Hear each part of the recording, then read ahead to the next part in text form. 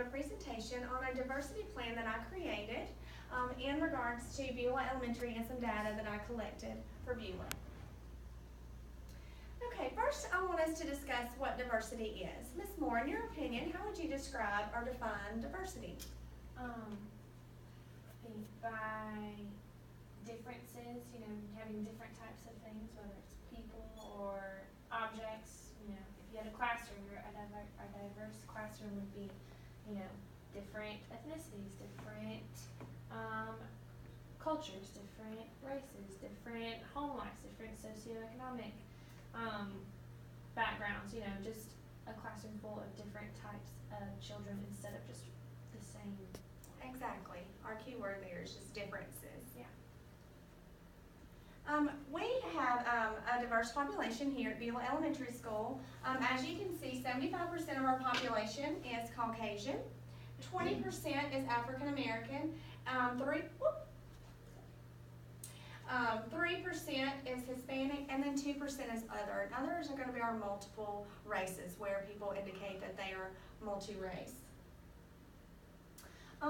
In developing this diversity plan, I looked at data, and I used the ACT Aspire data. I looked at both areas, math and reading. This is our third grade data, and as you can see, this lighter color is our African American population. Our Caucasian population is this dark, and then I included the multiple race and Hispanic together, so that's going to be our other. So if you'll just look at that, can you see which population it is that is excelling? Ms. Manning, which population would you say is excelling? The Caucasian is Okay. definitely ahead. Okay, and that's our third grade math data. So we're going to look at our third grade reading data. And what does this data tell you, Ms. Moore? That a Caucasian is staying the same. The other categories excelling beyond the Caucasian and African American. African American is low in those first 2 years, and then it improves a great deal in that third year. It sure in does. 2016. We're going to continue. We're going to look at our fourth grade students. And this is their math data. And then as we see, our African American population, just as it was in the third grade math data, is lower than our Caucasian population.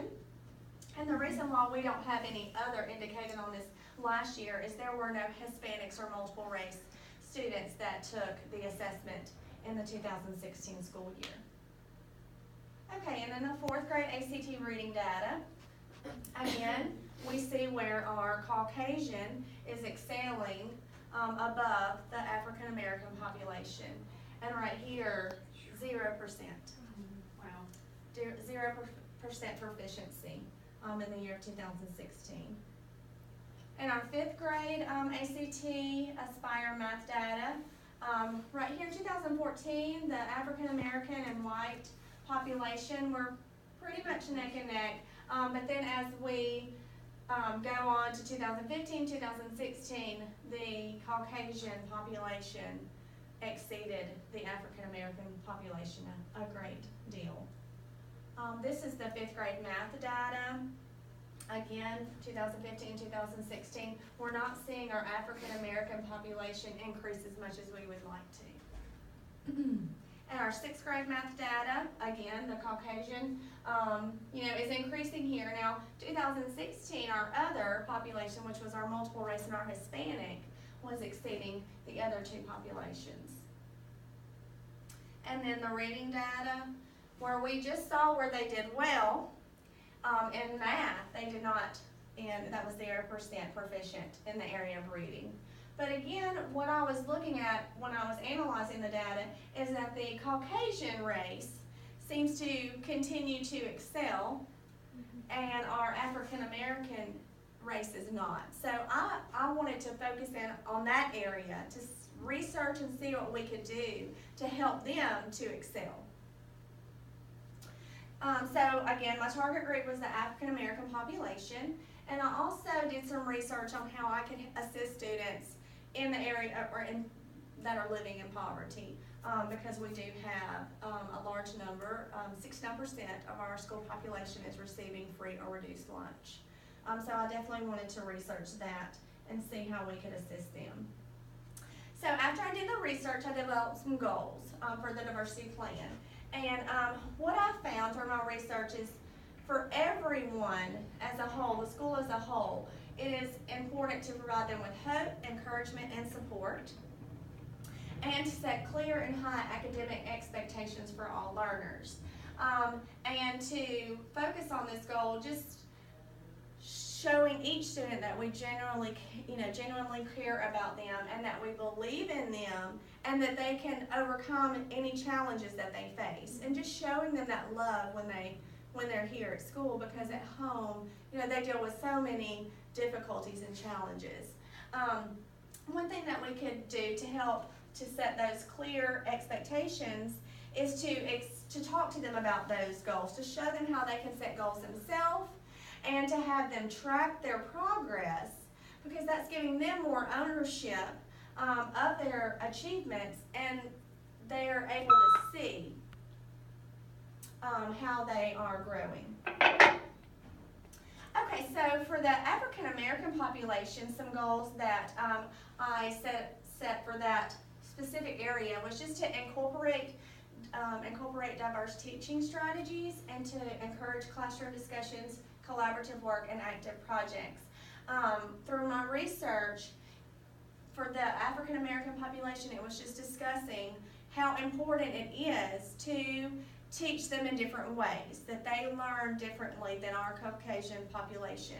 And some of the strategies that I kept coming across through the research that showed that it helped was the classroom discussions, the collaborative work, and the active projects. And one thing that I saw that we could do as teachers is to administer a cultural learning style assessment to see what their learning style is, and then to incorporate those learning styles throughout our lessons, to focus more on teaching them the way that they learn best. And then the goals for poverty was just the research that I found stated that it was important to build, encourage, and support teacher and parent relationships, such as hosting reading and math nights, and to provide instructional support to parents. The research showed that parents were intimidated when they were trying to help their children with their homework, and so they would just not require them to do their homework because they didn't know how. And so some research that I found showed that where the teachers were making instructional videos and posting those, sending those to the parents via cell phone, or they made a blog and they posted it on their blog, and the parents could go and watch that instructional video, and then in turn know how they needed to teach their child. This is a quote that I found, and it just states that we all should know that diversity makes for a rich tapestry, and we must understand that all the threads of the tapestry are equal in value no matter what their color. So we need we just need to embrace diversity, and we need to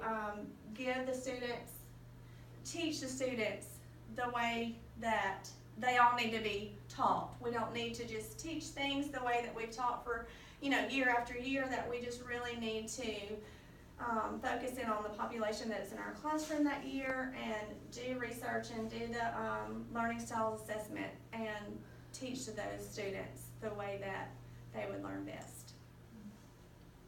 These are some great articles journal articles that I used and found when doing my research, and I'd be happy to share those with you if you would like any more information on how we can assist our African American population or students with poverty. Do you have any questions about the presentation that I gave today? Well, I thank you so very much for joining us.